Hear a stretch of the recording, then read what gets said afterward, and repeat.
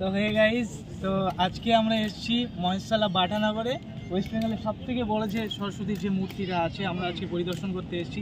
তো হঠাৎ করে তোমরা চিনবে, আমি গর্ব করে বলতে পারি ওয়েস্ট বেঙ্গলের নাম্বার 1 কমেডি ক্রিয়েটার, মানে ফানি বলতে পারি, ঠিক আছে? একদম না, সত্যি আর, ঠিক আছে? তোমরা দেখবে ইনস্টাতে আছে সৌরভ নামে, ঠিক আছে?